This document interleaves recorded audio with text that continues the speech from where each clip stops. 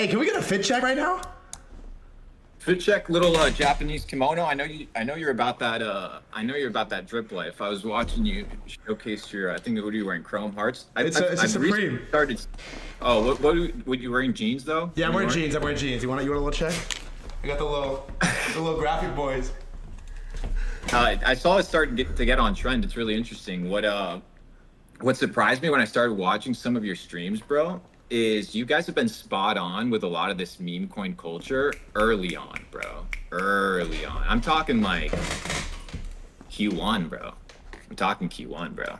It's been pretty interesting watching the master class. None of us are perfect, but you guys have been pretty spot on trend. Hey, that's a W intro glaze right there, Mr. Luke. I love that. How you guys doing? You know who shilled me Mog actually? It was Luca when it was like 80 mil market cap. I had no idea about it. And then I started tapping into it and I was like, okay, these guys understand how the internet works and how to make a culture coin, which was something that hadn't been seen before. Like you'd seen memes, but once you kind of bridge into the whole dynamic of using GIFs, using emojis and all that type of stuff, it gets crazy. Hey, you talked about a lot of this shit on the pod with Elio Trades. You remember that? Dude. Was it like 8 months yes. ago? That's where I met you in LA. You know what happened to that pod? I fucked it up. I did a double recording on the audio. So my goals now next time is to swing by when I go to LA and reshoot with Elio. But they've been crushing as well with Superverse, and they've been crushing with the entire gaming ecosystem. I don't think the whole gaming is played out just as much as we wanted to see it yet. Same thing with like AI or maybe like what's another proper one that hasn't popped off yet? AI agents is good, but it's still new. What do you think? It's super fresh. We'll talk about the AI. I'm obsessed with it. Maybe the DPIN stuff. I don't know. I'm not the DeSci, even decentralized science. We've like talked about a little bit on this stream, but AI is the biggest. It's gonna be the biggest narrative in the history of crypto, in my opinion. It's bigger than DeFi. It's bigger than everything. I think so too, and I think so. I think we're in an interesting cycle. This is my third cycle in crypto. I got started in crypto in 2016. Started right, like very light. First introduction to Bitcoin, sub $600. 2017 was my first bull run, kind of round tripped it with everybody, and this is where you saw, I would say, maybe the first run of like what you would call like utility shit coins. You'd have like the Denta coin that went to like $1 billion market cap, and Denta coin was a coin that it was supposed to be a chain only for dentists. Like that's the type of gimmick that was rolling around. But nonetheless, there was money to be made. Then the 2020 bull run was interesting, and I think my entire premise for meme coins, this narrative was predicated on last bull run's narrative, which was NFTs. And that's, I think, when I started following your content was last bull run. Did you have an ape last time? Yeah, the mutant ape. Fuck yeah. Yeah. Okay. Fuck yeah. So, Fuck yeah. I remember, bro. You see, I've been tuned in. I've been tapped in. So I remember you had the old PFP, and you were running threads until like the bear market, and then you changed. Did you change your username? No, I still thread guy. I still thread guy. I just don't run him anymore. Yeah. Bro, I'm a fan of the show. You see, I've been tapped in. I've been tuned into the thread life. But what was interesting about last bull run that this bull run has made really amazing is NFT culture, which was the idea of like community and the idea of like not necessarily having a utility in order to be able to kind of have a product in the marketplace, wasn't really captured because you had limited units, you had high floor prices, so somebody couldn't really commit 30 cents to join Mog or join Pengu or any of these things. They can't commit $2. So the entry price was really difficult, and the visibility of it was hard. So now you're going to see a lot of these top tier projects start cooking up tokens that are going to allow new liquidity, new injection of users. And I think the whole like Pudgy Penguins play, which was, to me, it was a blessing just to see how it rolled out, because it's such a positive for the entire space that Pudgy does well. Because what it does is it sets a precedent for every other project that has been able to survive the bear market on how to inject new users and new liquidity and new people into their ecosystem. So it's been something really cool to observe. And I think meme coins, which is my big bet this cycle, is predicated on the mania from last cycle, except this time with the visibility, liquidity, and people understanding tokens more than they understanding NFT. I think the adoption curve is going to be pretty crazy. Hey, you had a pretty good interview. I was just listening to it with Miles. It was a couple months ago. Talked about a lot of this stuff. Mm. Good job on that, first of all. Second of all, on the Pudgy Penguin thing. I mean, we got him back here. I'm curious, like, you've been talking about this meme coin thing for a while as well. You also have, by the way, dude, you're fucking big. You got a massive. I've had some pretty big people on this stream, and you make a tweet, it does fucking numbers. So shout out to that. How impactful do you think a launch like Pengu, with how mainstream and viral Pudgy Penguins are, is going to have on the larger meme coin adoption for the rest of the like non-crypto or crypto curious world? I think Pengu's in an interesting situation as opposed to any other meme coin, and I'll tell you why. First is it has real valuable IP, not intrinsic IP, right? Real valuable IP, IP that is commercialized, and IP that is owned. I had, you know, I'm down. I just got a liquidation alert, like a futures auto deposit notification from KuCoin. I'm down like $800,000 on Chill Guy. So, but the situation is the following, right? Like they haven't figured out the whole IP thing. Like they don't have the green light in that front. So that's a big no-no. And my assumption is Chill Guy is going to get listed on Binance. That's my assumption, but that's my gamble. That's the bet. The reason I think Pengu stands a little bit different, it's not really just a meme coin. It's kind of like a community coin. It's its own kind of meta while still allowing new users to come in not knowing anything about Pudgy Penguins. I think it's going to be really good for the space.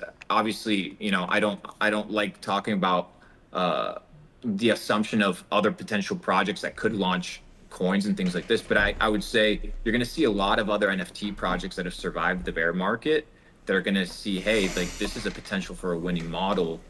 We saw Hyperliquid as well. You've probably seen that on your timeline as well. Bro. So these guys are crazy, right? These guys are just buying up their own token and saying, hey, we have the best product. If you don't like it, just fuck off. And even though they have like a closed blockchain, they've created a very interesting niche in the market, and they did a really good token launch as well. So what I've seen kind of take place, and this comes from me, and I'll be honest, I'm not the best guy in crypto. Far from it, right? Like there's people that have been in the space so much longer and understand the depths of the space. I see it from a retail perspective, somebody that has some sort of understanding of the markets, but I understand how retail perceives this space. And the way that retail perceives this space is they're looking for something that's easy to understand, something that's memeable, and something that they can talk about. So once you start talking about utility and things of this nature, you can lose a lot of normies. And I think the path of least resistance is projects that have high utility, high use case, but simultaneously, the utility is found in the community, not necessarily in, you know, we're going to build a new blockchain and things of this nature. I think it's going to be a new lifeblood for projects, bro. So I like you as a guest because you're a crypto guy, but when I think of like Luke Belmar, I think of like mainstream viral, right? Like you're huge on YouTube, you're huge on TikTok. There's probably, I would say more than, I don't know, no data, but more than half of the people that follow you is not from crypto. Why did a Chill Guy moment not happen until Chill Guy? Like, why aren't all of these meme coins like super viral on TikTok? Why aren't they doing numbers on YouTube? Like, why did it take this long for something to go as mainstream viral as not the meme of Chill Guy, but like the coin, the token was viral on TikTok? Why did that just now happen in 2024? I mean, so to answer your question regarding my audience, I agree with you. I would say about 35% of my audience has like a direct correlation with crypto, and I would say 65%, they're what you would classify as like entrepreneurial retail. They're the people that are on the internet, they're the Wi-Fi money, they're the people running e-commerce businesses, they're the people that are building businesses online, but they're aware of crypto, but not necessarily crypto native. So that's usually kind of like my bridge. My bridge is trying to be able to get entrepreneurs to either build in crypto or invest in crypto or buy crypto or at least be aware of it. So like whenever I talk about like opportunities on the internet, I mentioned two main opportunities. One is crypto and the second one is e-commerce. Now, that's the answer to your question. I agree fully with you. When I consider Chill Guy, the thing that makes it interesting is you need to follow the action steps of the individual, right? So the action steps of the individuals, they're scrolling, they see one of these people talk about this coin, they swipe up, they leave TikTok, and then they probably either open up the App Store to download a wallet, or they open up the wallet. In this case, they're probably downloading Phantom or something like this, running a Face ID or running a moonshot and instantly buying the coin. So the path of least resistance now isn't the fact that there's distribution, because I remember last bull run, right? There was a lot of stuff that was taking place with Binance Smart Chain, you remember, but it was so hard to bridge over, right? So many people were lost in the process. Remember like the whole Safe Moon craze and like all these people bridging over, it was viral.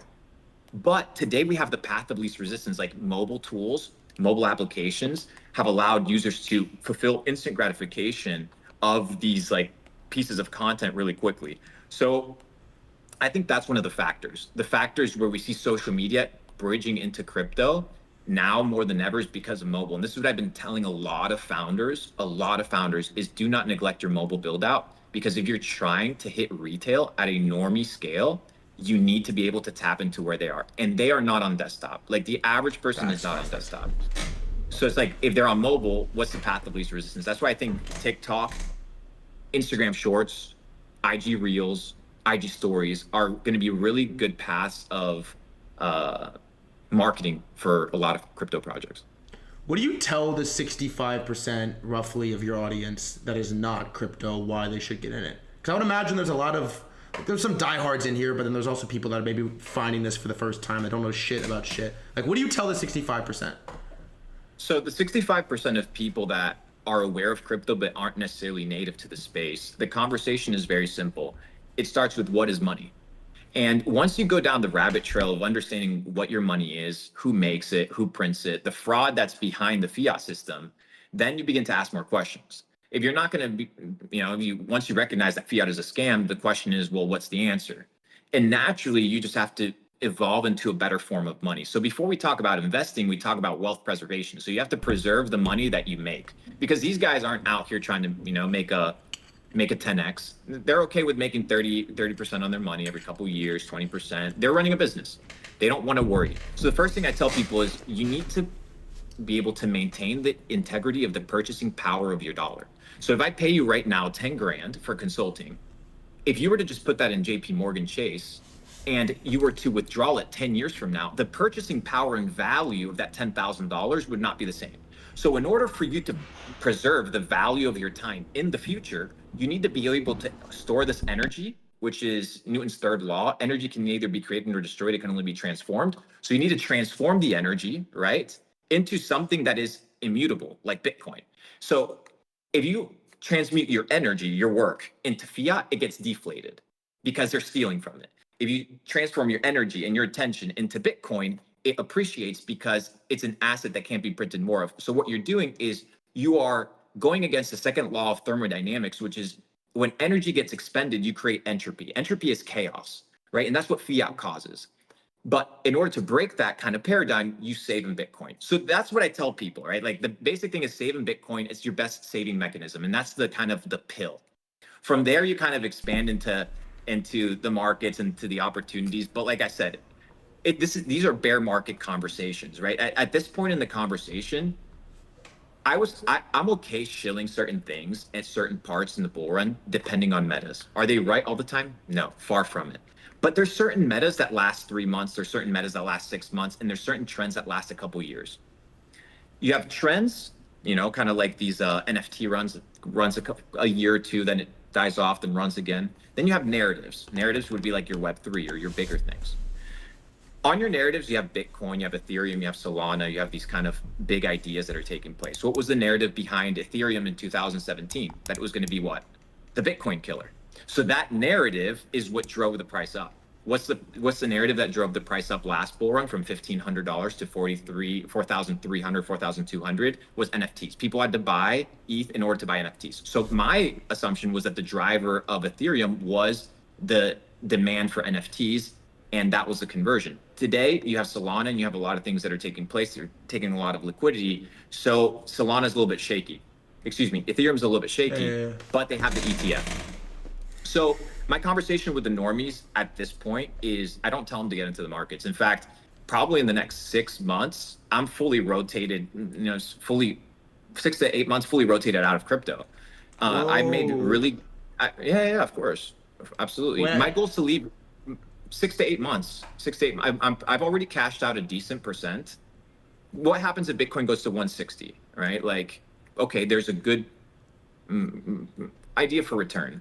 Altcoins can rally 300, 400, 500, 600%. But over the last week, altcoins are down 30%, 40%. This means you, me, and the average person that's a holder, their net worth is down exponentially over the last week. And that means that now your coins have to double in order for you to just break even. At certain thresholds, making more money isn't going to change your lifestyle, right? So it's like, if you have $10 million, making 15 might change slightly, but if you drop from 10 to 5, your lifestyle changes drastically. So it's about a wealth preservation game. The crypto markets will be here tomorrow. I've made terrible plays in crypto over the last couple of years, and I've made great ones. The goal is to always be able to continue having more chips so you can continue playing. Never go all in on a single pick. Never go all in on a single meta or a single narrative. Understand that 99% of these things do go to zero, and that the main utility that we're running off of is the narrative and the momentum and the trend and the attention that's behind that narrative. So, a big one, I think it hasn't caught on. I think it's going to catch on when Grand Theft Auto catches on. And people trolled me. People trolled me on the internet about it. But even if Grand Theft Auto doesn't introduce it, my friend, I do believe that it'll bring the hype, which is the idea of in-game currencies and the idea of building your real life in like the three-dimensional world, but working in the digital world. And you work in the digital world and you kind of live in the real world, and that's kind of how it works. Grand Theft Auto is going to revolutionize this. I think, a lot of these big influencers are right when it comes to gaming. They might not be right on the timing, but they are right on the trend. And I think, for example, the Grand Theft Autos of the world are going to be the catalyst for people to start paying attention. So I think that's one of the big metas. I'm not super heavily invested into them.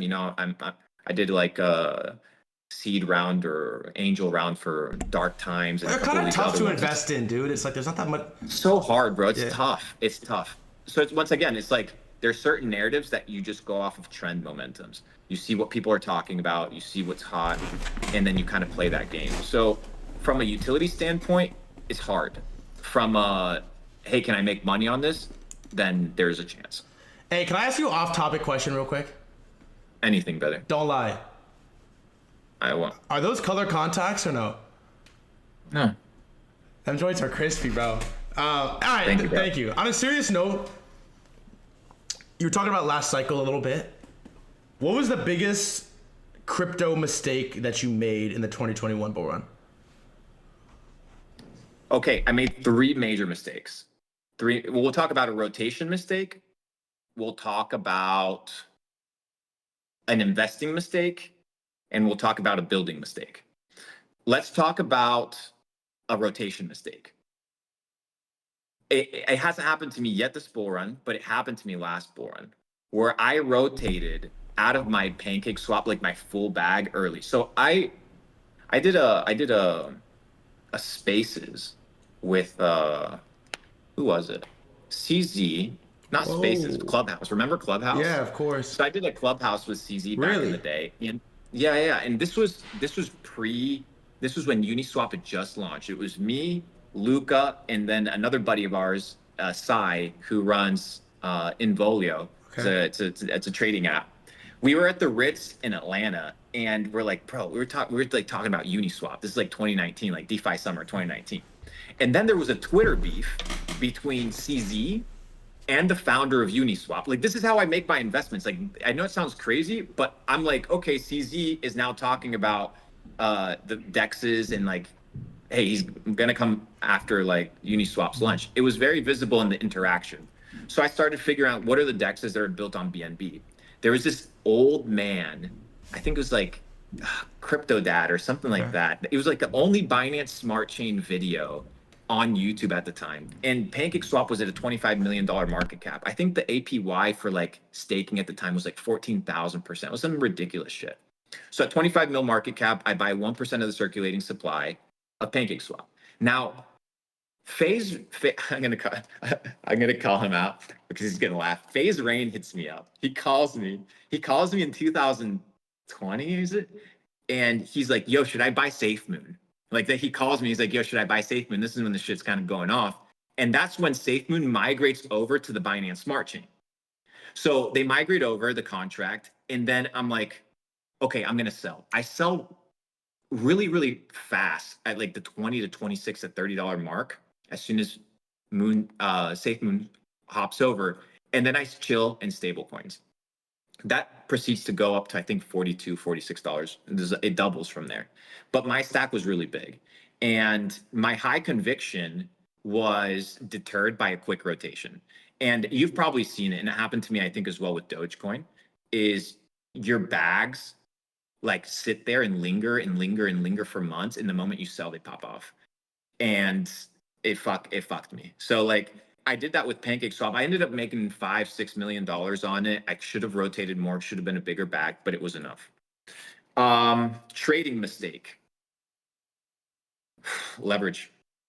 The first dump from 60,000 down to 45,000, if you look at the double top of Bitcoin last bull run, I remember I hit up I think it was Bybit. It was three exchanges. Bybit had just rolled out, Binance, and I think it was KuCoin. And I opened up all the apps and I was like checking the balance, and it showed and it displayed 0 on all the balances of all the apps. I'm like, why isn't it working? It wasn't working. And then I hit up support, every single one. It's like, hey, where's my balance? And they're like, hey, check like your history, check your liquidation.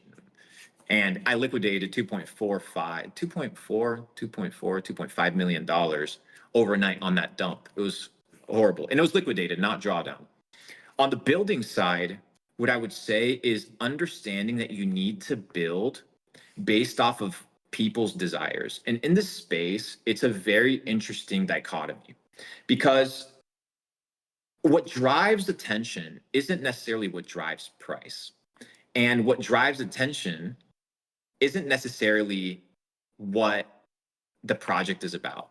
Maybe when you talk about, for example, when you talk about XRP is a great example. XRP is this type of coin that, has all these levels of utility, but people talk about it in what sense? They talk about it in the sense of competing with world reserve currency. And at this point, they're like a cult following. So XRP is one of these examples whereby the community, like building around the community as opposed to building around the utility of the product, is what matters. And I think like Pengu did a really good job building around the community. Hyperliquid did a really good job. BNB did a good job first building the community, the product, and then tokenizing it. I think with NFTs, the ability to tokenize and then build value is really difficult. And the reason it's difficult is for the simple reason of, imagine you're a new shareholder, right? Imagine you're a new shareholder to a company goes public. Let's just say you and I start a company, clothing company, we go public, all right?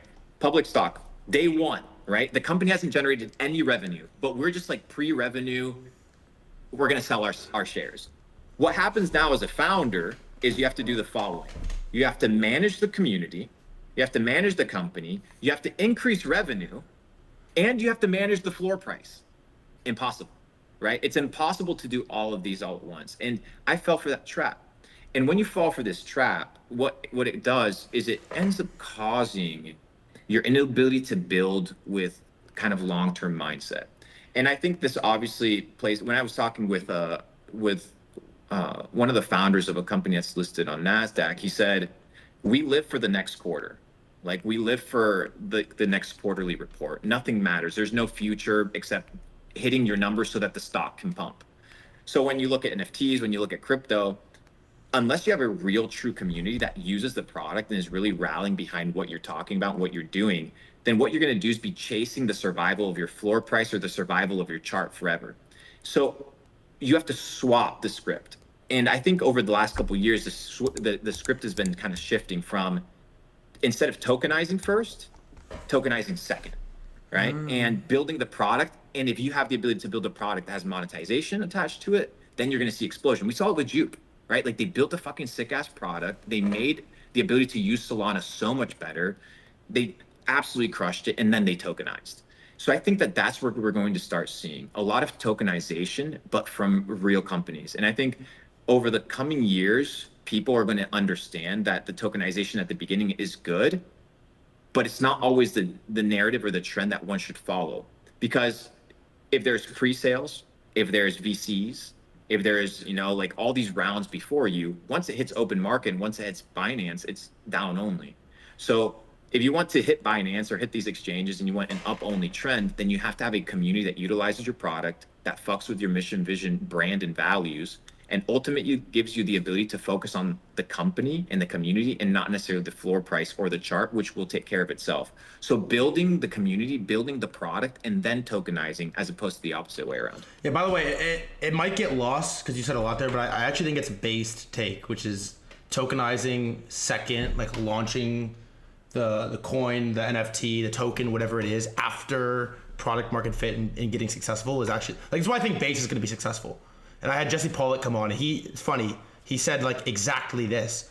And he basically was like, yeah, we could launch base token if we were to do it right now and incentivize builders to come on base and get growth on the chain right now. Or we could do it the hard way, get it out the fucking mud, and then once we're successful without it, we launch, base coin, and it's like sprinkles on fucking top. Like I think that's a really good take, and I think that's why part of the reason why Pudgy Penguins is going to be successful here.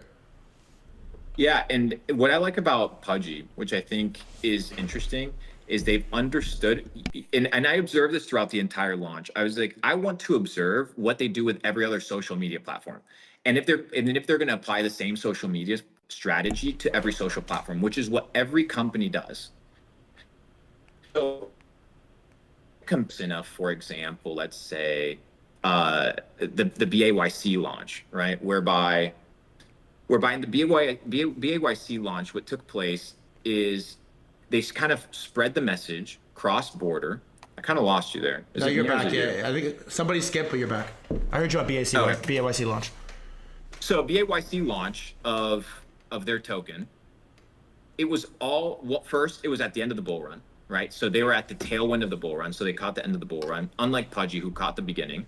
And two is when Ape was introduced, it was introduced as an in-game currency, right? So it was introduced with all these promises attached to it. Pudgy has no promises attached to the coin except we want to onboard 1 million users. And what Pudgy is doing differently is instead of looking at floor price and instead of looking at what the token is valued at or what the NFT is valued at, they're looking at onboarding users. So, like Luca hits me up and the metric that he talks to me about is how many people are watching my videos. How many plays is this getting? How many impressions does it get? So when he tells me, hey, we're getting 200 million impressions in a month, okay, well, that means something, right? Like there's enterprise value attached to 200 million impressions. And what does that mean for the greater culture? So I like NFTs. I think NFTs are going to be really cool. I want to see NFTs applied into like more serious stuff, as in like maybe voting, like government voting, like as we vote in an anonymous way, maybe some sort of digital identity that doesn't allow you to like dox yourself, but still lets you know, hey, if you're interacting with another person on the internet, is this person AI or not? And this is the transition we talked about, like cycles. What I think is going to be the next cycle in crypto, which is going to be AI dominated. It's just going to be bots trading against bots and algorithms trading against algorithms. People are going to be honeypotted into a Telegram group with 2,000 AI bots in there, and they're going to be the only real person, right? And it's like, that's what's going to happen. So how do you fight that? When I was talking to the TON team, they're working on like, and everybody's kind of scratching their head. How do we authenticate humans versus all these machines, especially in crypto?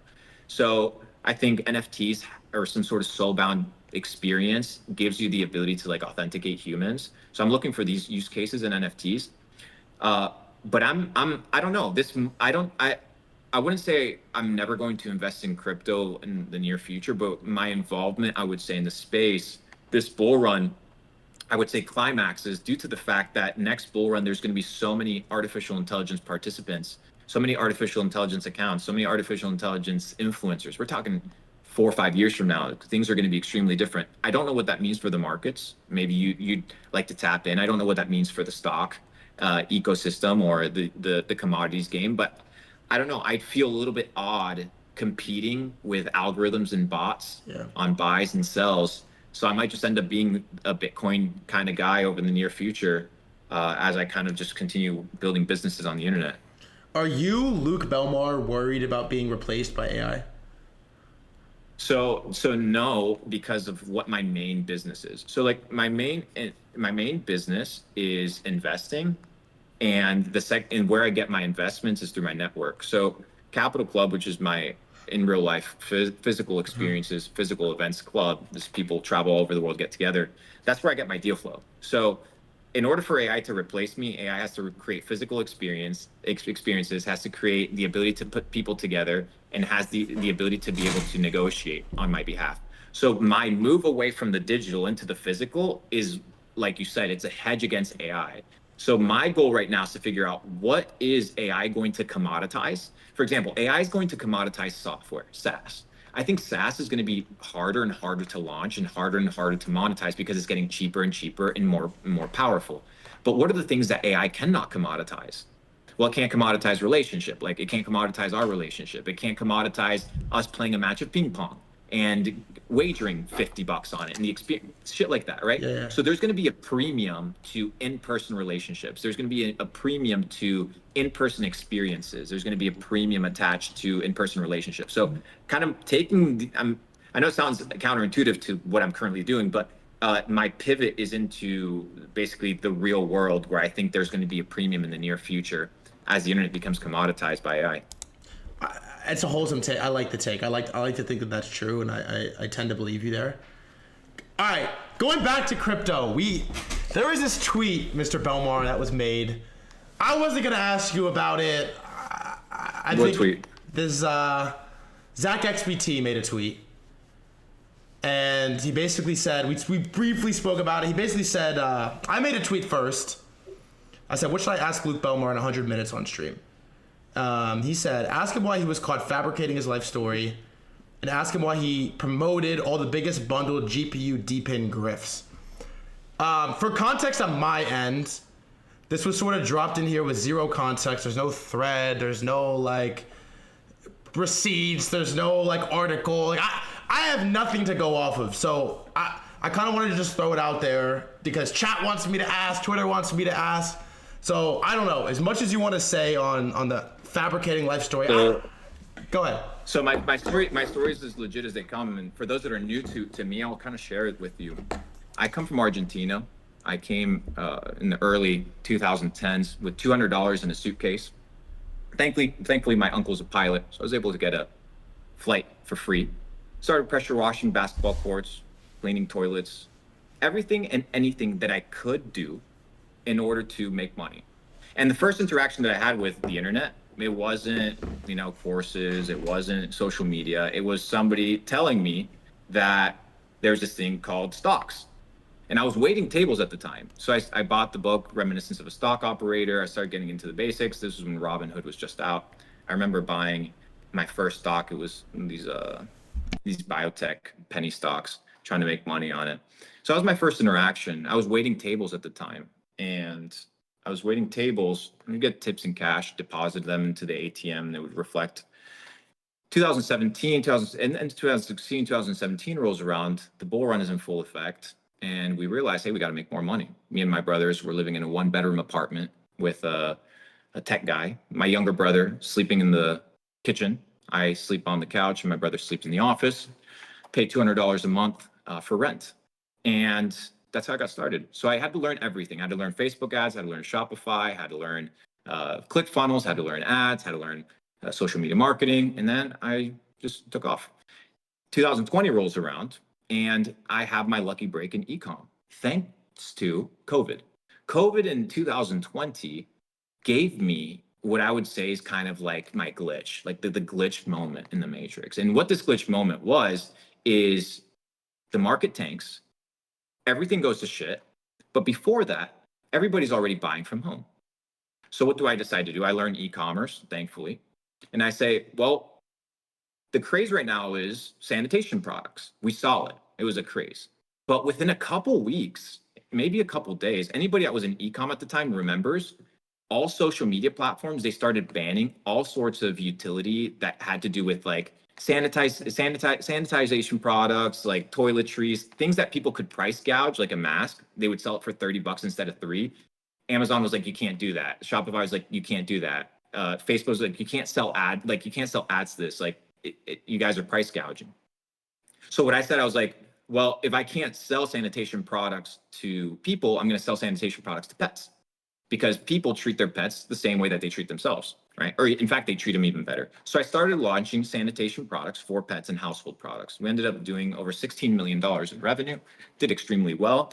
And in the COVID dump of 2020, I put my entire net worth, and I had some people talk shit about it, and I sent them screenshots of my Chase bank account statement from my Coinbase showing purchases, order bundles of $10,000 of ETH each under I think $150. Pico bottom, but that wasn't me. That was orders being filled, Kraken, Bitstamp, and Coinbase. So shout out to them. I was playing Call of Duty Modern. I was the one that Warzone had just launched out. It was at that time, it was that week that my buddy introduced me to cannabis. So I was blazed up.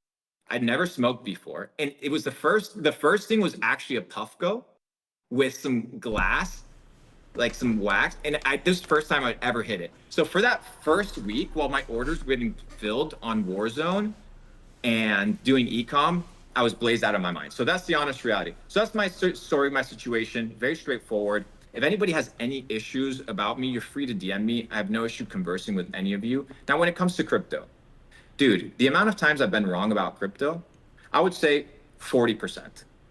My goal isn't to be right 100% of the time. My goal is to be right more than I am wrong. And if you look at my track record, I am right more than I am wrong. Am I perfect? Far from it. Nor will I admit to not making mistakes or not failing, or sometimes not pushing things that aren't the best, 100%.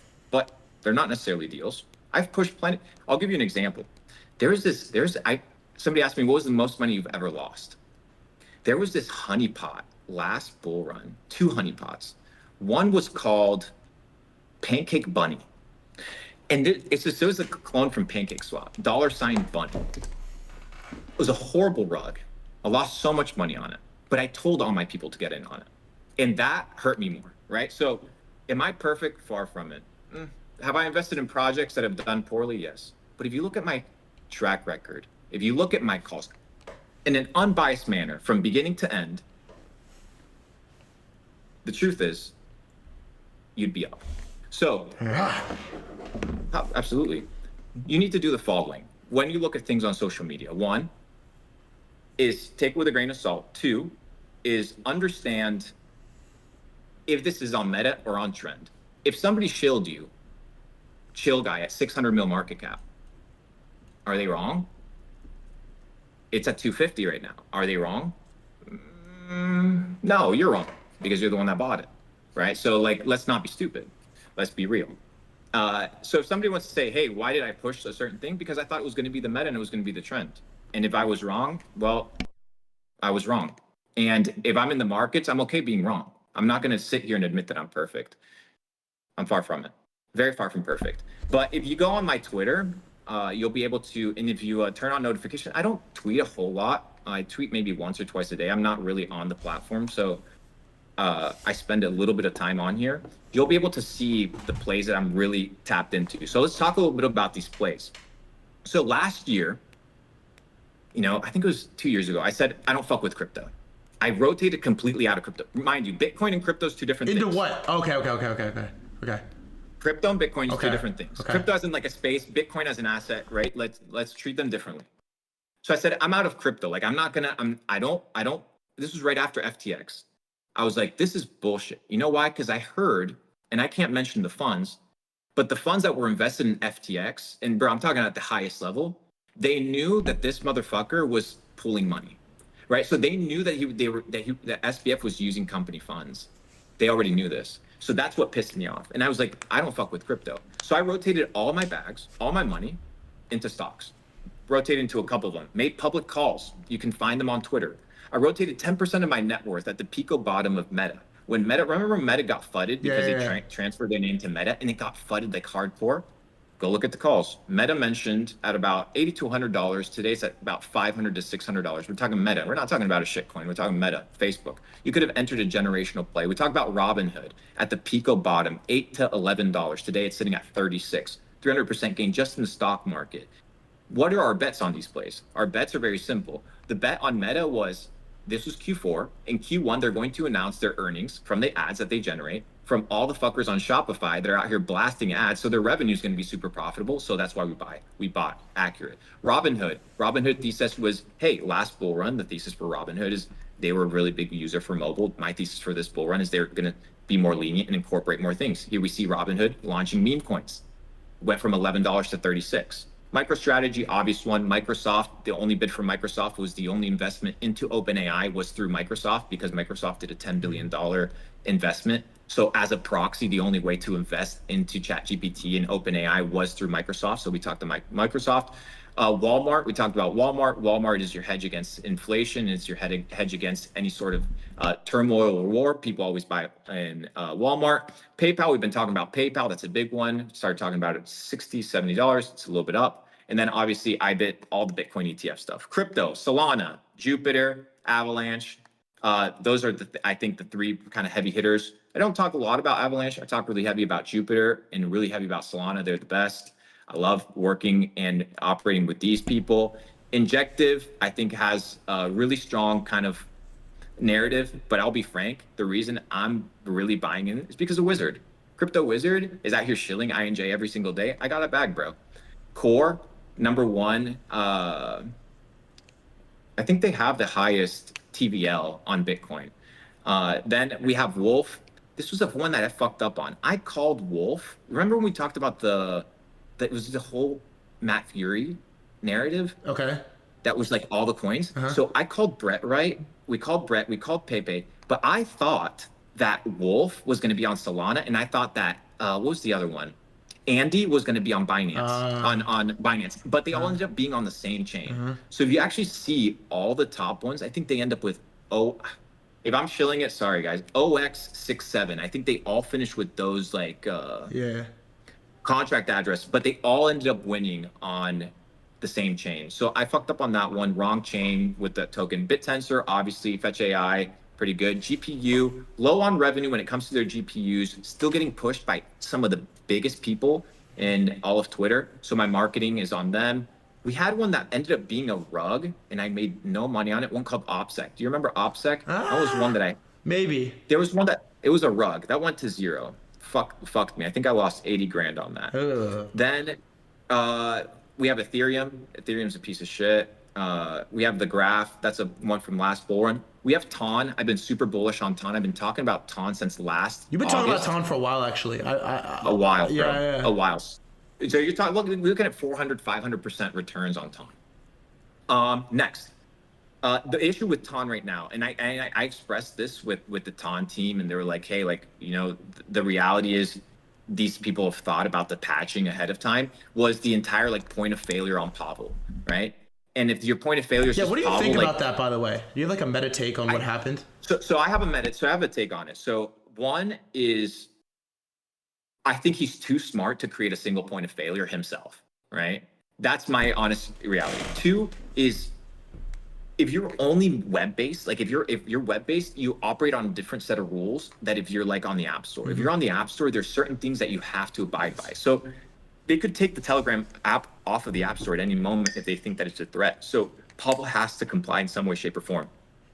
However, I think the TON blockchain has a big use case for adoption, number one. And then two, I think if they can really tap into what I think is their biggest strength, which is remittance, kind of like Tron had, which is the ability to send money to users through usernames on Telegram. I think that's one of the biggest use cases of remittance for Telegram. Imagine now, whatever, let's say your username is @threadguy.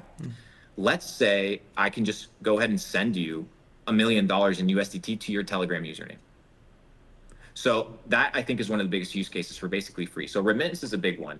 That's my big on my play on Telegram. I want to talk about maybe some of our meme coin plays, the ones that I'm currently invested in.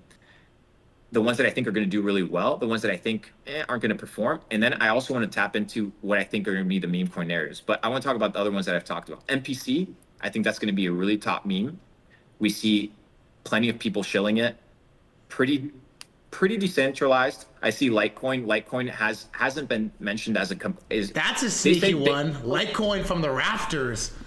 So let me tell you why. Are you ready? Yeah, bring it. Let's go. Okay, you ready? Yeah. I don't know if anybody's talked about. I think they get an ETF. Whoa. I think it gets an ETF. Litecoin ETF before Solana or no? I don't know before Solana, and the reason I'll tell you why is because it's a fork of Bitcoin. So therefore, early too, right? Like 2013 shit. Well, it's in the same asset class as Bitcoin, if you think about it, because it's just a fork of Bitcoin. So they didn't have a pre-sale, they didn't have all this this baggage on top of them. Could be interesting. It's a shit coin, but once again, like it doesn't really make a difference at this point in the market. You have to kind of run the narratives. I have Mantle, it's pretty good. Doge, I've been in Doge. I think my big plays for meme coins is Doge, Brett, and Pepe. I think Brett gets to the thing that, I like that you talked about base chain. You like base a lot, right? I know you're a base fan. It's not just the fact that I like it. One is they're one of the best capitalized teams in the world. For sure. Two is we're entering Trump administration. Coinbase is they're about to be super OP, right? Like they're about to be super OP. And I think right now there's something taking place in Europe known as MiCA, M-I-C-A, and it's the SEC of Europe, right? So why do you see Bybit? Why do you see Coinbase? Why do you see all the top exchanges, Binance in the world building DEXs? Because MiCA, M-I-C-A, this new agency, is going to be the SEC of Europe. So unless you're MiCA compliant, you're not going to be able to operate in Europe and offer services to European customers. That's why I think Hyperliquid has a real use case to take Binance's launch, Coinbase's launch, because all these people are going to have to start taking off users. This is MiCA. This is applying January 1st. This guy, really? I talked to all the people from exchanges, bro. Like I'm telling you, this is coming January 1st. You're going to start seeing it, right? Futures getting taken off, margins being taken off. It's going to become really interesting. People are going to move to what? DEXs, DeFi. So you see all these big companies hedging with building a DEX because they know that their centralized exchange could be at risk. MiCA applying January 1st.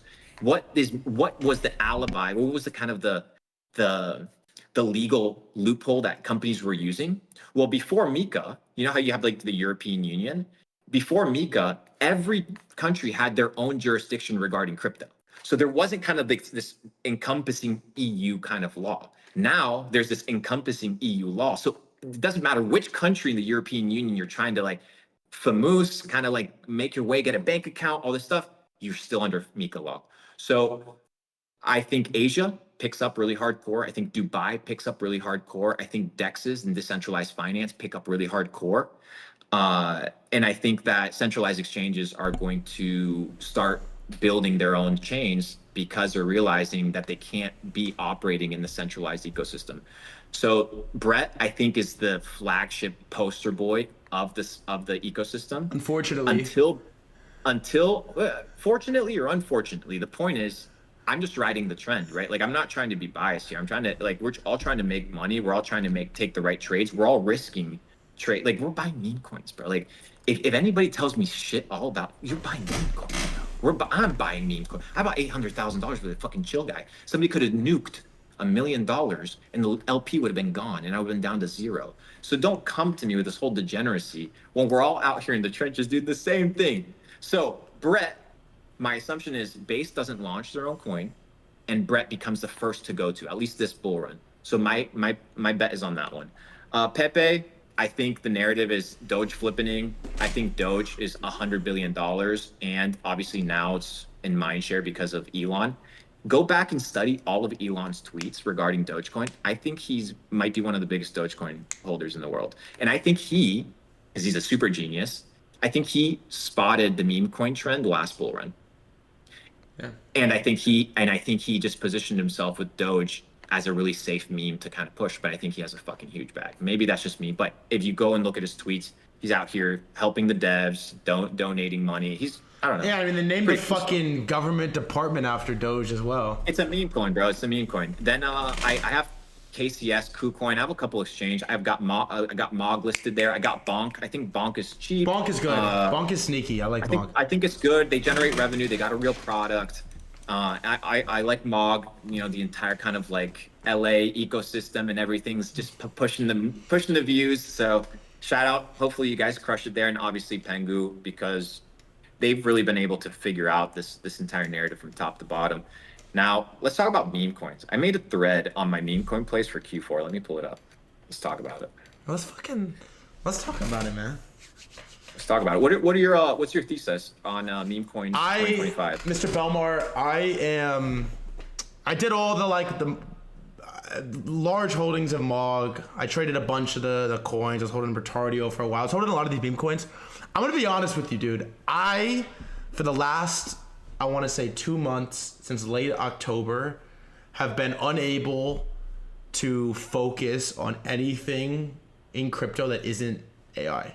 Like, I'm not gonna give you the full shill, but from the moment that I saw Truth Terminal and Goatius Maximus, ticker GOAT, it has been difficult for me to imagine a narrative that is bigger than this. So I still think that traditional meme coins are still going to be massive. I think you have good bags, by the way. I like the Brett play, like the Pepe play. It makes sense. It's going to be massive. I have stupid bags of Mog. The reason I think the AI narrative is massive is for two reasons. Is one, there's this term that was coined from my homie Taiki, and he calls it the AI Omega cycle, which is basically the combination of this massive macro bull market, sort of led by NVIDIA and the GPU craze, like carrying the macro market, all AI focused, right? The GPUs, NVIDIA, combined with this crypto turbo bull run with Bitcoin ripping past 100K and now sort of incorporating crypto AI. The intersection of the two, AI, bull, they're calling it the AI Omega cycle, right? It's kind of a meme, it's kind of a joke, but if you break it down a little bit, I think that the AI in crypto, it's the biggest potential narrative that I think we've ever seen. From a meme coin perspective, the idea you could get behind is that these AIs are more interesting, more relevant, evolve quicker, build communities quicker. They're better at the internet than humans, right? They're better bull posters than any human could ever be. They're better content creators than any human could ever be.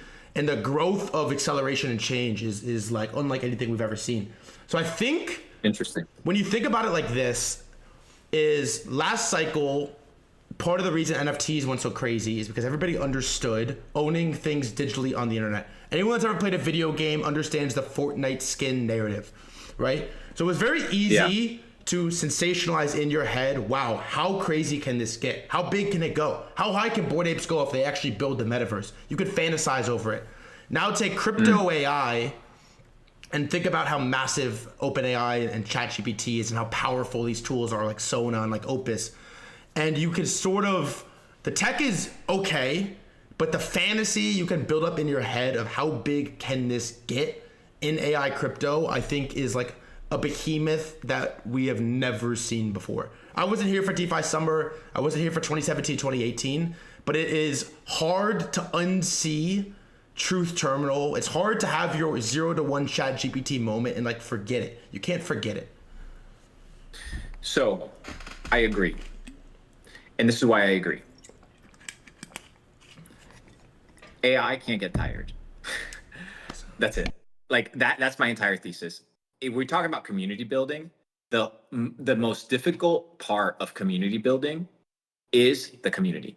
And I know that sounds hard, but to be honest, to everybody listening and everybody in crypto that's on the community, you guys make it really fucking hard for founders. Like you make it really fucking hard. Like you make it hard to build, you make it hard to like grow because it's intense. AI doesn't feel these emotional pressures. AI doesn't give a fuck. Like it's operating under a specific set of rules and premise. And I think that you're right on the community building side of stuff. I think it's all about probabilities and it's all about data. So if it knows that it's getting engagement or likes or the path of its objective is a certain narrative, then it's going to push that narrative. And I think the community building aspect needs to can dwindle and make a founder demoralized when the price is low. AI doesn't give a fuck, right? Like it'll still show up the next day. And if it's a cult following, I don't know. Did you see? I posted a tweet about AI agents actually the other day. See, I can pin it. Let me find it. 2 days ago. It says. Let's see. AI agents will have a profound impact on crypto, December 14th. I will be diving deep into this meta and finding those winning agents with cult followings. Banger. Key is cult following. Banger. Because the followers need to be obsessed with the AI agent. Like they need to see it as daddy, right? It needs to be kind of like the pacifier to the crying baby. They need to come back and they just want to have fun. So I think the ones that find those followings, and I saw it with Goat CS Max. I haven't bought it, but I see some of the tweets and bro, that shit's so crazy. It's the best. It's the best. It's the best. It's over the top and it's hilarious. And I think having legacy is important. Having the narrative is important. Being a first runner is important, and also it has brand recognition and it has mind share. So I've been seeing you shill it, bro. I've been seeing you shill it. Hey, I'll tell you this.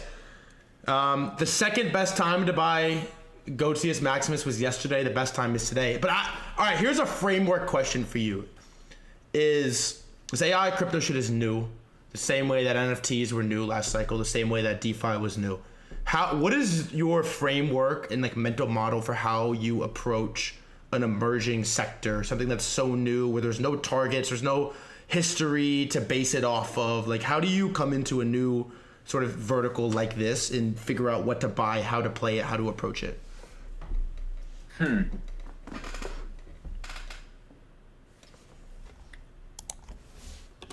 I would say the first thing that you need to do is, it depends. I have a different opinion regarding like low caps and high caps than a lot of people do. I genuinely believe the opportunities in low caps. I wish I could be shilling $5 million market cap, $3 million market cap coins, but I can't. Things that I know are going to do well, or things that I want to position myself early.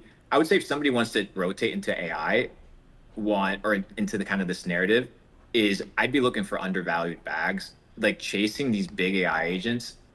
I understand it. There's going to be one or two outliers that become like household names, but they're still meme coins, right? Like at a fundamental level, you have this AI structure to it. Maybe the one that Andreessen Horowitz rolled out has a little bit different use case. Who knows? But I don't know, man. I would say just it's the trenches are so hard to tell people that that's where you should be, but that's where the money is. But that's also where you get fucked. So I don't know. What are your thoughts on AI? You're more versed into it. You're more on the day to day. I've been on the AI side. The big thing that I've been trying to I talked to two guys when I went to Dubai. I went to Dubai and Singapore, and there's this big narrative around like GPUs and like cloud storage.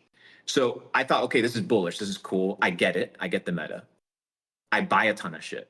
I buy a ton of stuff. I start talking about it. Then I'm like, hey, I got pretty big bags. Let's see if I can get a hold of these teams. As most teams I can't get a hold of. 2 or 3 teams I get a hold of that thankfully I didn't invest in. And for the first time, it just crossed my mind. I was going to ask them, what are your GPU revenues? Like, are you selling any of these GPUs, or are you just saying like, hey, this is the business model, which is the premise as to how I bought everything else was like, hey, like this is a good idea. And they're like, oh, we're making like $6,000 a month in GPUs. Or, well, what's your market cap? With 40 million. I'm like, that doesn't make any sense. Like, but at a market cap of 40 mil is low. You know what I mean? Like, it's a low market cap, but there is no real revenue attached to it. So that's my bullishness on AI is on trend. It's on mindshare. It's on the fact that people are going to be talking about AI, not on the company itself or on the revenues of the company itself. If you're going to operate off as if it was like a, in the EBITDA of an e-commerce business or the multiples or the returns, you're not going to get it. The second thing I'd be aware of, very, very cautious. This is something that fucked me really hard. So anybody trying to get into like either these mid caps, low caps, or even high caps that have just spiked, is you need to look at the daily volume. The daily volume versus sometimes the movement or the market cap doesn't make sense, right? Like you'll have a token that has a $250, $300 million market cap with $2 or $3 million in daily volume. It's not that it's not whatever. It's just, it's very hard to get out of that thing, right? So I fell into that trap. I did it, right? I buy into these coins, 100 mil market cap with $1 million in volume, $1.5 million in LP, get wrecked, right? So I would say on the buying on the low side, but obviously there's more trench risk there. What are your thoughts, bro? I think you have some pretty good takes. I think the AI thing is tough because it's, I honestly think we're in the first inning of it. So I try to position myself in buy what I think the winner or the biggest is going to be, which is GOAT, and then spend the rest of my time just trying to learn. So I basically just been bringing on fucking AI founders day after day after day to figure out who cares about what, who's building what are the narratives that are sticky, what's going to be here for the long term, what isn't, and try to play it like that. So I've kind of been telling people to buy the leader so you have exposure, long-term exposure, and then just like lock the fuck in over the next 6 months on reading, on listening to interviews, on notifications on for the founders, and figuring out who's doing what and what's gonna stick. Because I think the thing that's tough about AI is the same thing that's tough about regular meme coins, is it's an attention game. And attention is zero sum, and attention is very fleeting, especially in crypto. The thing that's hot, Yeah. Chill Guy was the biggest thing in the fucking world 2 weeks ago. Well, I haven't Fucking seen it on my crazy. timeline today, you know? We wouldn't have talked about it if you didn't bring it up. So it's like attention is a really tough game to play, and then especially when there's like you remember this with NFTs, it was fully attention and was the hottest thing in the world. So every day, basically it felt like every day there was the new hot artist mint, the new hot mint, the new 10K, the new metaverse play, and there's play after play after play after play after play. There's always a new shiny thing, but there was a couple underbelly projects that had lit teams that were doing real things of substance that outperformed you could have bought every hyped mint, but you bought Bored Apes, you bought Punks, you bought Azuki and Pudgy Penguins, you outperformed the entire market by hundreds of multiples, even if you bought them late. Like, even if you bought Bored Apes at 10 ETH, you still outperformed everybody by many, many, many hundreds of percent. Same with Pudgy, same with Azukis. So that's kind of, now that I have a little bit of size to play with, how I'm thinking about this AI stuff a little bit. But I'm curious back to you, is how has your focus shifted maybe from it, like more crypto reliant over the last 6 months, over the last year, as the market is like picked back up? Like, do you like shift from going super hard into crypto to kind of tapped out to super hard back into it? Like, how do you shift focus based on the market? Of course. Why would I be here in the why am I going to be on Twitter during the bear market? Because we hate ourselves, bro.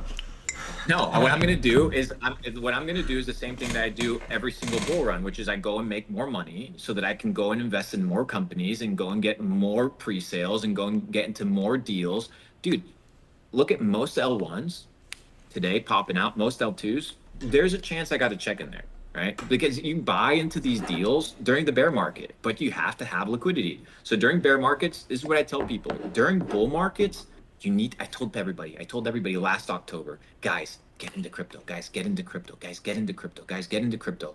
The ecom guys, no, I'm not saying you got to get in full time, but like, hey, like maybe if Michael Saylor is putting billions of dollars of his company balance on Bitcoin, maybe you put 10% of your e-commerce balance on Bitcoin. You know what I mean? These are the conversations. It's not full on, yo, go fucking start a pump. That's not the conversation, because that's not like the average person. So the transition is very simple and it's very straightforward. And I recommend people understand patterns and ebbs and flow. There's this idea that you're supposed to be married to an industry or married to a market. No, you're supposed to go where the attention is. As creators, we go where attention is. So right now the attention is where in crypto, but I'm not new here. I've been here for 8 years. I just know when to come in and when to leave. So why am I going to be talking about crypto when Bitcoin is at $16,000 and for the next 8 months, altcoins are going to be bleeding? And I know that Meta, and I know that PayPal, and I know that Robinhood stock, and I know that Nvidia, and I know that these are better opportunities. And what I've come to realize, and somebody tweeted about it, about like an investment, which I had made, but they assumed that I didn't. And the question was like, oh, well, why didn't you invest in the specific project, or which I had? And my premise was, If you do what retail does, you're going to get the same results that retail gets. So I had to develop a very simple thesis. People were like, oh, wow, this guy just said the obvious thing. But here's the truth. Do you understand where you stand in this crypto cycle? Like, I'm very candid with myself. I'm not going to say I'm at the MITs with the white papers, right? You're not there, but there's guys that are there. There you have the companies and the funds and the private equity and the family offices that cut the checks and the scholarships to the nerds and MIT that create all these blockchains and all these hash thing, all this crazy stuff. But that's high risk. Then you have the Andreessen Horowitz, right? The guys that identify founders early, the Pantera Capitals. From there, you go into the builders / the big influencers. So you'll see the likes of Becker, who just joined us on Pudgy. I saw you just joined us there. I wasn't aware. That's pretty cool. You have kind of like your main social celebrities, you know, like the founders of Solana, your Meow, you people that are kind of like in the space, but they're on the bigger side. They're influencing what? Not necessarily retail first, but the crypto space. So they're talking to the crypto space. That's the next phase. The next phase is rich retail, and then the next phase is retail. If you're investing and the information that you're getting is the one that's being fed to retail, then you're going to be the last one. I don't talk to retail. I talk to rich retail, which is people that are building e-commerce businesses. And then I talk to the person that's a normie in crypto that understands the space. The moment the gas guy starts talking about, we know the story, the taxi driver, whatever, it's gone. And I think that this year they begin talking about these things because it's faster and faster. These cycles are going to be faster and faster because the booms and the busts are going to be quicker because social media has the ability to inject a lot of fuel. I mean, if you would have told me that, I don't know, Popcat goes from $2.1 billion to 1.1 in a 40% retrace, and everybody's like, that's disgusting. But in a normal market, anybody that's holding meme coins knows that that's a normal thing. So you have to really be able to play your hands right. And I would say at this point in the cycle, I'm looking for my exit signs. I'm not saying I'm out of the market. I'm looking for the smoke, right? That's saying, hey, you know, like the bags are going to start getting cleared out. Last bull run, I placed a short on Luna. I was one of the few people that publicly placed a short. I heard you talk about this a little bit in the Miles pod. Talk to me about this. It was posted on Instagram because I had gotten last bull run, my Twitter got banned because I called Joe Biden a communist. So I had to go through. Did you really get banned? What? You got banned? Yeah, I got banned. No way. What did you say? You got banned on Twitter? Yeah, last bull run, I said Joe Biden is a communist. I got banned. What's the website? BBB? So you know the Better Business Bureau? Okay, yeah. So I filed a complaint to Twitter on the Better Business Bureau, and they got back to me and they responded. I got my Twitter account back. Yesterday I went to go look for the thing, the Better Business Bureau review for Twitter or X, and it was wiped out. Elon, imagine having the power where you can literally go and delete all of one-star reviews. There was nothing there. So I got my account back, but for the time being, I was talking about things on Instagram. I was talking about things on Clubhouse because I didn't really have, I had an alternative. I had a profile called Asset Bender. I no longer have access to it, unfortunately, but I was talking and tweeting on that one. So people that were following me back then, they were following me on that platform, but then I got the account back. And when I got the account back, what was pivotal for me was understanding two things. One is, what is my role in crypto based off of who I am? And then the second thing is, where is this platform going to go, and is it going to be worth me building on it? So the moment that Elon, he made one tweet, and you've probably seen it, where he says the most amusing outcome is the most likely one, or the most funny outcome is the most likely one. And he posted that, hey, how much is buying Twitter? So I started buying usernames on Twitter. You can go to @altcoin, the username. I own it, right? You can go to several. I can't give you a ton of them, but I went and bought it. So I go there, I buy these usernames, and I start betting on Elon. So when you talk about investing, it's not just about crypto. It's about the space in general, right? So I've invested into companies that are VPN providers. I've invested into usernames. I've invested into all these different things. By the way, me and Watcher Guru are going to launch an altcoin news channel on Really? Altcoin, the account. Yeah. So we're cooking a little something there. Watch Your Guru is sick. He's a G, bro. Like, he's on top of it. He's on top of it. And it's really good, right? Like, I want to be able to build free tools in crypto. That's one of my passions, is I want to build a competitor to CoinMarketCap, free of use. And then a tracker that's better than theirs, so free of use. I've already made money in crypto, thankfully. So I want to build two things. The first tool is this crypto tracker, and then the second thing is some sort of place where people can get their news really quick. So coming soon, be on the pipeline for that. And I'm working on a DAO. Really? I'm working on a DAO. Why? So here's my Why? thesis on a DAO. So two things. One is I need a place to gather my community, right? So like, I get a lot of deal flow and investment opportunities that I can't necessarily take, right? So if I can create a free DAO where I can literally just have people from my community be part of it, and I can offset deal flow that I maybe is extra or that I may not want that somebody else may want, is going to be important. So I've been looking at the idea of DAOs, but not like voting decision when it comes to like chains and things like that. I want it to have some sort of real use case, you know? So part of me for Capital Club is I'm building physical locations, biohacking centers and things like that. So like voting rights and things of like, where do we place a biohacking center? Where do you build a cigar lounge and things like that? I know it sounds crazy. It's not very crypto related. Do you know what Echo is? Echo from Kobe. Have you seen that? Yeah, I saw it. It's like, I think it's kind of what you're explaining a little bit, like a way to sort of democratize deal flow, where you could set up like an Echo group. You could have like the Luke Belmar Capital Club. You could have 1,000 people, 10,000 people in there, whatever. And you can like bring deal flow in and share it amongst the members of your group. So this one's a really good one. This is a good platform. There's another platform called, I think it's called Presale. Is it called Presale? Presale. Like sale, like SAIL.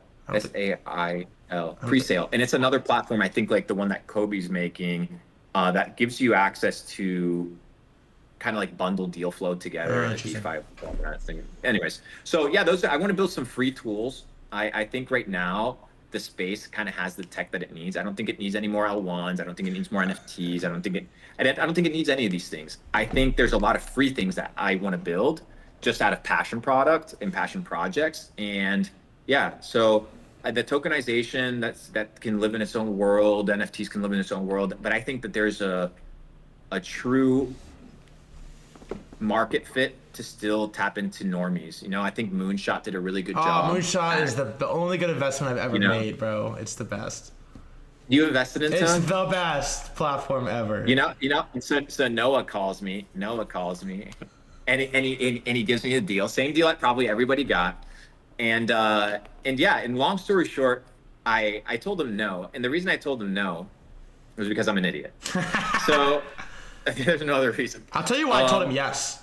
Luca told me about it. Did Luca tell you about it? Of course he did. No, he didn't, but of course he did. Luca's the best. This is why I told Moonshot yes.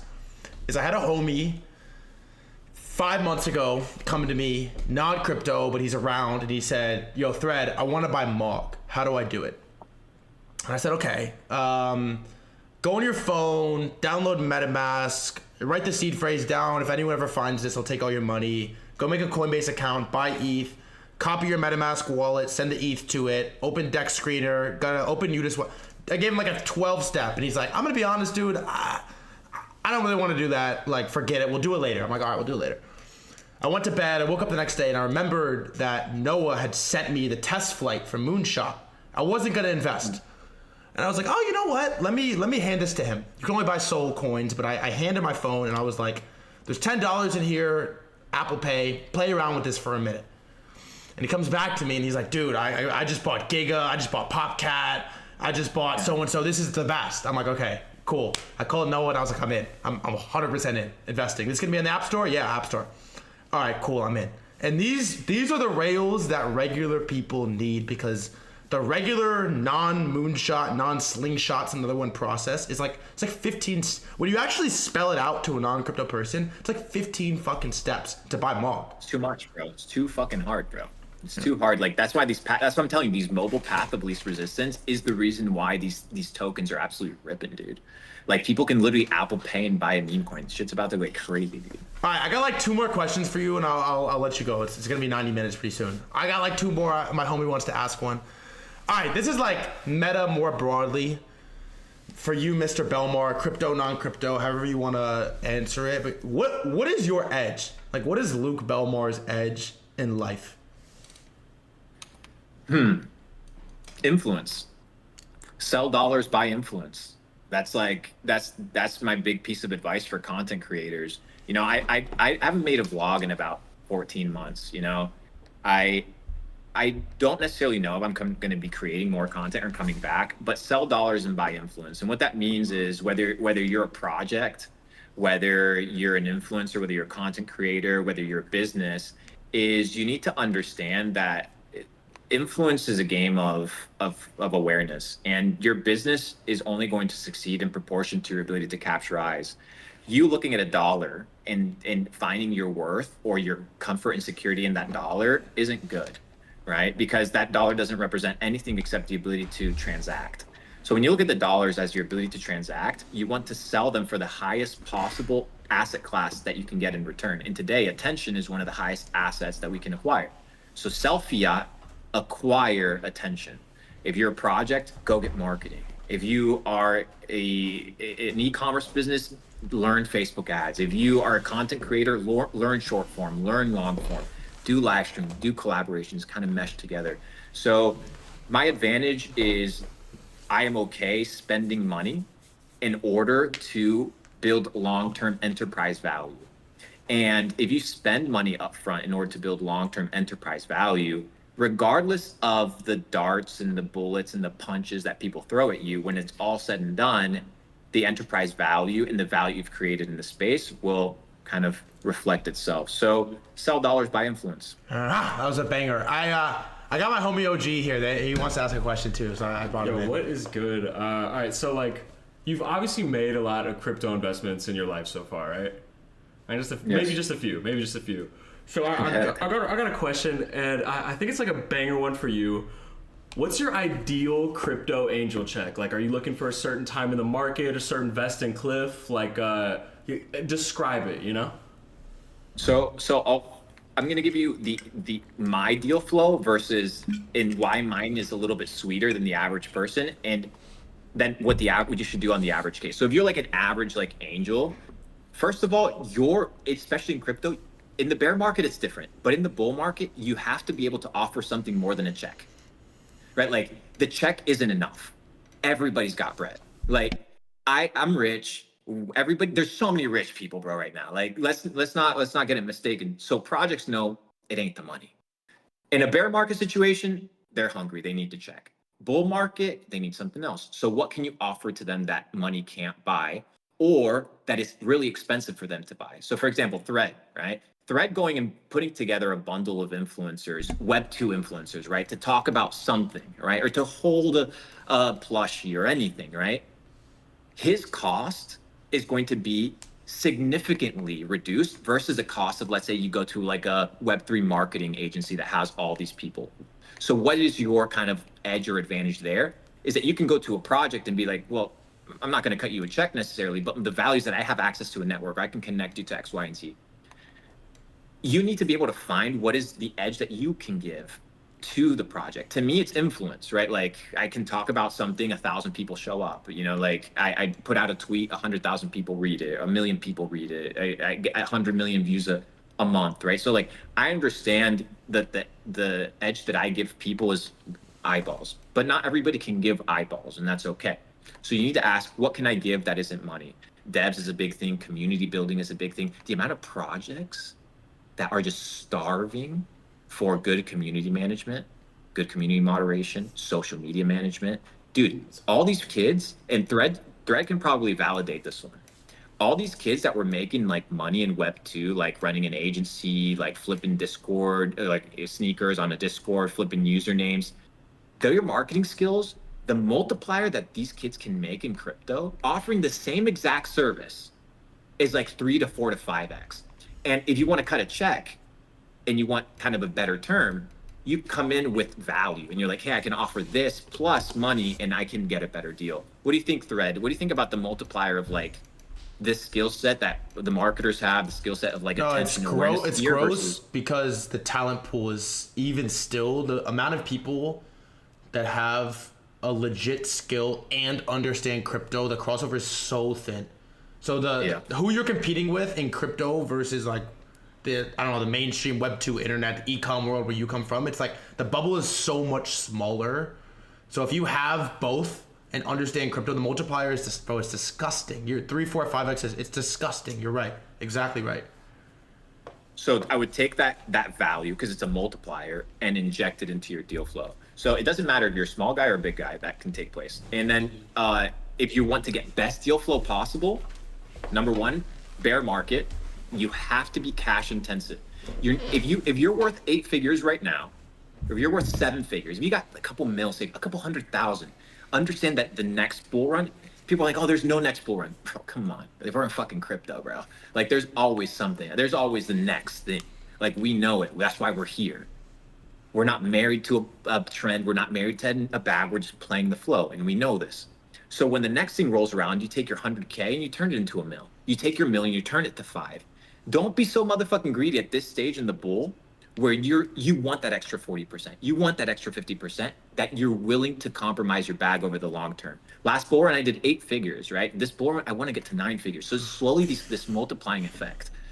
And it's really amazing because anybody can do it. All you need is a mobile device and access to the internet, and anybody can become an investor. And I think that's why Wall Street is shitting their pants, because they're realizing, oh fuck, the game that we were playing, how we were getting rich, now people like Thread, who should be at a fucking McDonald's, like flipping wings, and Luke Belmar should be at a fucking Buffalo Wild Wings flipping wings. You know what I mean? Like that, like, come on. That's what these motherfuckers think. These guys now have access to like 100x's, like 100x gainers. Like that's a glitch in the matrix. Like, get the fuck out of here. So take advantage of it. Understand that technology has allowed us to compete with the best of the best. Wall Street can't come into this business. We'll fuck them, bro. We'll fuck them left, right, and center, bro. Do you understand the amount of times that these people are going to have to understand the game to understand how the trends work? We have such an advantage. So take advantage of the opportunity while it exists. Make money. Don't over leverage. If not, don't touch leverage at all. Under low cap meme coins is the key. And if you want to invest, don't invest into projects and seed rounds during the bull market. Wait till the bear market. Save your coin. Save your dry powder. Go all in on a few high conviction plays, and you'll be sitting across like me, getting tweets of disdain and hate. Hey, that straight was nuts. Also, now I gotta say this: Chad is on your ass for drinking out of a plastic water bottle. Hey, coconut water, my friend.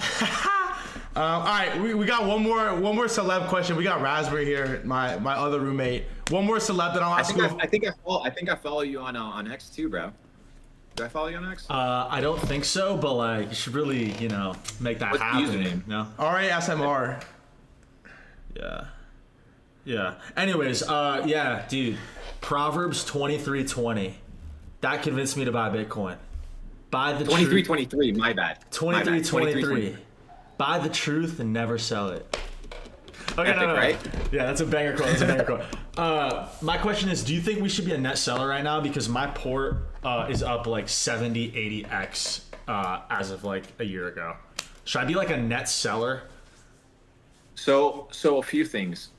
It depends on what you have, bro, and it depends on the size of your bag. Like, if you're looking at your bag and you're like, yo, like I'm living in Mykonos, and I'm living in Ibiza for the next 30 years. Like I've done my net worth calculations. Come on. Yeah.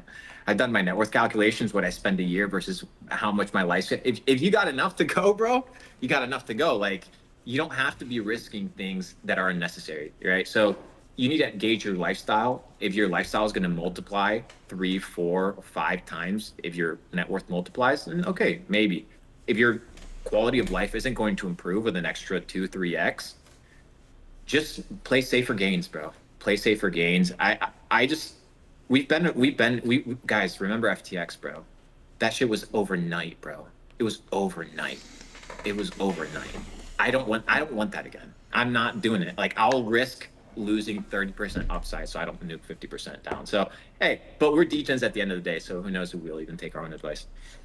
Banger. Thanks for letting me on, Thread Guy. Of course, dude. Yo, in Miami? Wait, is that where you are? Miami? No, I'm in Puerto Rico. once again, you position yourself ahead of the bull run to not pay taxes. You see, and maybe it's not luck. Maybe it's not luck. Maybe it's just probabilities. Yeah, hit me up if you're in Miami. Let's link up. We'll do some content, bro. Cool. All right. Nice meeting you. Bye. You go, bro. All right, Mr. Belmar. Hey, bro, this is fun. You're a great host. Thanks, dude. You make it easy.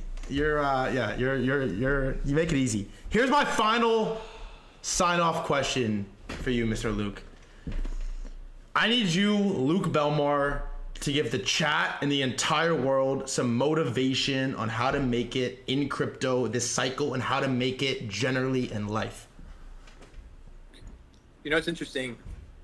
The thing about motivation, and people hate on motivation, and they hate on mindset, and they hate on success or the idea of preaching to people that they can become the best version of themselves. But the thing is, had somebody not come to me in my time of poverty or in my time of not knowing what I could achieve or become and encouraged me like, hey, yeah, you can actually go out and do it. Like, you know what? Like, even though everybody's shitting on you, you can do it. Even if you don't believe it, you can do it. For all the people that think that that's cringe, deal with it. But here's the reality of the message, right? Here's the reality of the message. If you want to succeed in life, you have to be willing to become the person before you are the person. You have to be able to sit down and say, I'm going to study. I'm going to become dedicated. I'm going to become a disciple of discipline is what I like to call them. A person that sits down and says, hey, I have a goal and I'm not going to do anything until I achieve this goal. And I've never seen a person say that they were going to set out to do something, whether it was make $1 million, whether it was retire their mom, and never do it unless they sabotage themselves. So the motivation is simple. Motive. There needs to be an action towards a motive. So the question is, what is your motive? If your motive is just getting rich, well, it's shallow. Because once you get rich, then there's no motivation. So the motivation needs to be deeper. The motivation needs to be development of self. The motivation needs to be the pursuit of truth. The motivation needs to be helping other people. The motivation needs to be leveling up. Are we perfect? Far from it. And sometimes don't look at the messenger. The messenger has flaws. The messenger has imperfections. The messenger is just like you. Look at the message for what the message is and ask yourself, does the message hold truth? You may not like the delivery. I get it. You may not like the guy. I get it. But is what he's saying, does he have a point? Does he have a point that if you believe that you can, that you can? If you actually sit down and study, that you can become more intelligent. That if you actually go to the gym, you can become shredded. That if you actually become a husband, you can find a wife. That if you become a wife, you can find a husband. That if you become a good man, you can have a family. That if you can achieve the business that you want, it all starts here. And if anybody that tells me it doesn't start here, then they haven't spent enough time understanding the power of the mind. So let that be motivation. Have a phenomenal bull run. Continue crushing it. And hopefully we can do this again sometime soon. Woo! Luke fucking Belmar, ladies and gentlemen. That was a banger, bro. W speech, W motivation, W stream. Thanks for the interview. Thanks for coming on. You're a G, dude. I thoroughly enjoyed this, honestly. I would tell you if I didn't. And I did. Thank you for the time. You're a great host. I look forward to continue watching the show, my friend. Thank you. Is there anything you want to show before you leave? Anything you want to drop? Any links? Any platforms? Any content? Anything you want to show before you leave? Murad next week. Murad next week, and maybe a part 2 at some point when the next meme coin list comes out. Part 2. Nothing to show, my friend. He's held to it. Part 2 for the next meme coin list. Luke Belmar, you're a G, bro. I appreciate you. Much love, dude. Talk soon.